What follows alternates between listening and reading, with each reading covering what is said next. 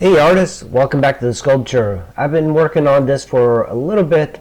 Now I am removing all the things that are attaching to our neck, to our legs, and cleaning things up. So I am still trying to figure out some of the motifs, but one of the things I really do like is these silicone brushes. They work extremely well with water-based clay.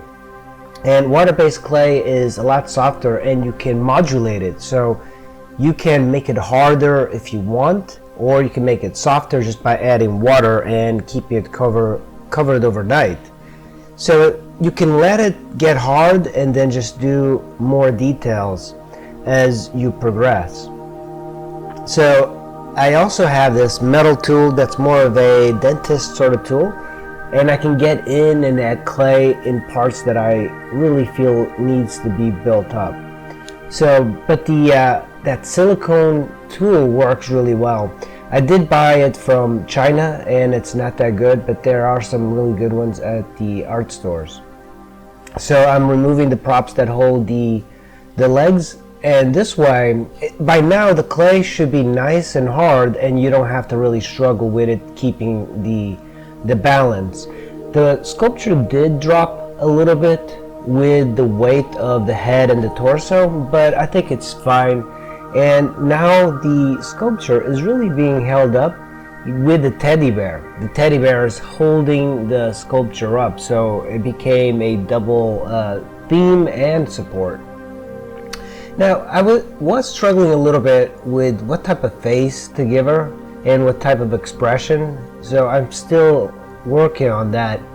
And I decided to give her like a dog collar. So at this point I'm just kind of like adding it. You do have to wet the neck clay quite a bit in order to get that. And I did not scoop out the head, and I don't think I need it because remember I'm using grog clay, and grog clay fires a lot better than non-grog.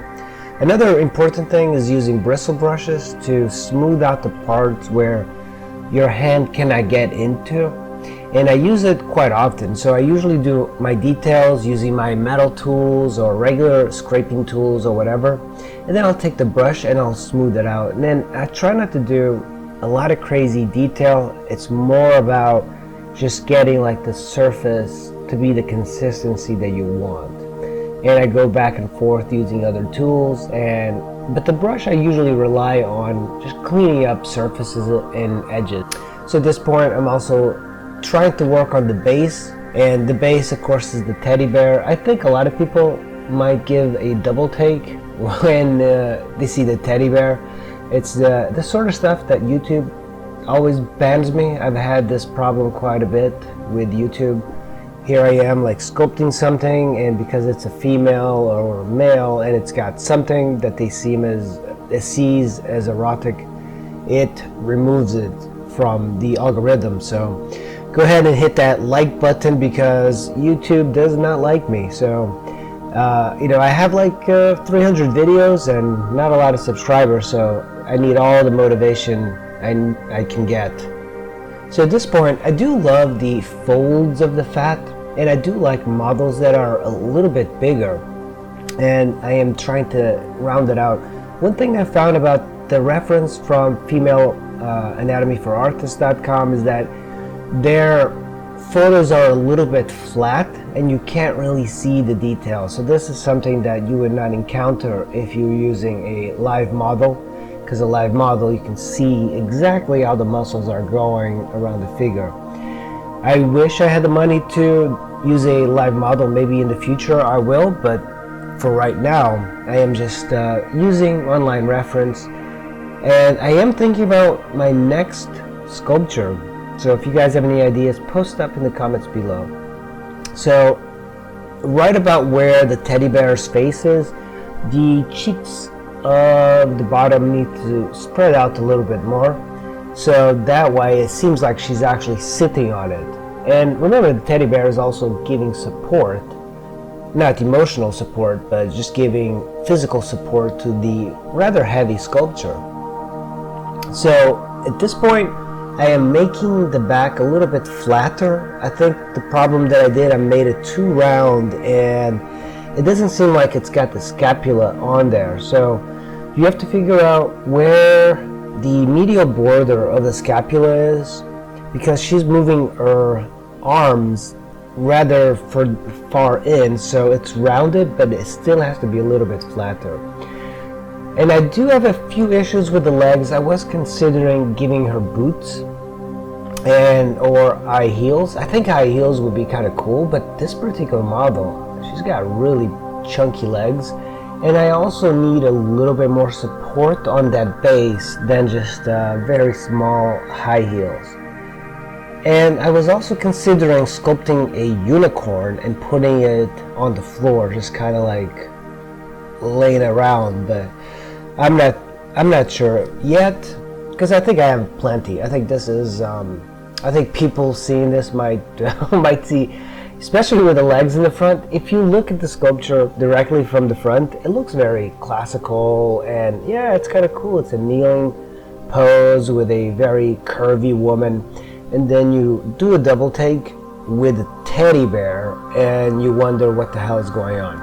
And I think that gives it a little bit of a contemporary sort of look.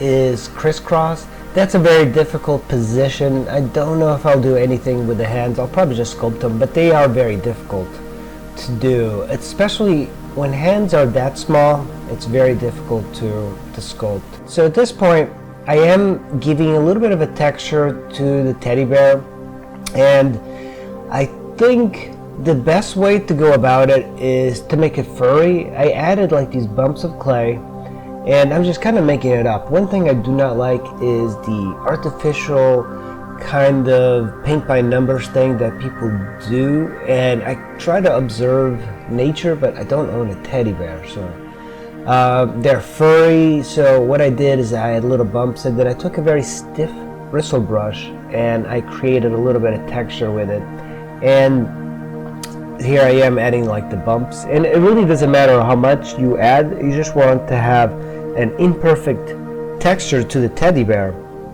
And the teddy bear, the more water you add as well, you can create some more textures. So, but it's not so much about this. I actually don't like this part of sculpture because it's not about direct observation. It's you want to create a texture rather quickly. And once you add this texture, I think you can definitely work around it a little bit more and add some maybe like lines in there to kind of suggest where the fur of the teddy bear is going. But generally I don't do this very much. I like structure and I like the form. And the teddy bear, I got the form already, but the texture I do struggle a little bit. There's various ways of doing textures, and you can look on YouTube for ways of doing textures, but I think the best way is really just to pay attention to how the fur starts and where it ends. So here's the main sculpture almost done. I do have a little bit more. I adjusted a little bit of the light so I could see better, but I only have one light on, and I do have a strong light in the back that I haven't turned on. Towards the end, you want to do something called coloring. That is looking at the shadows to make sure that they're deep enough, that they're shallow enough. And also one of the neglected things is that sculptors will often forget sculpting from the bottom up. So you kind of have to position yourself at the very bottom and look up. Now this sculpture, I know that the theme might be a little bit strange for a lot of people, but it's not so much the theme, it's about like the sculpture process itself. And a lot of people don't like my themes, but you know, you can't expect artists to do the themes that you want. They'll just do whatever they want, and you can come for the ride or not, but I'll continue doing exactly what I do. Thanks for watching, guys. I really appreciate it, and I'll see you in the next video.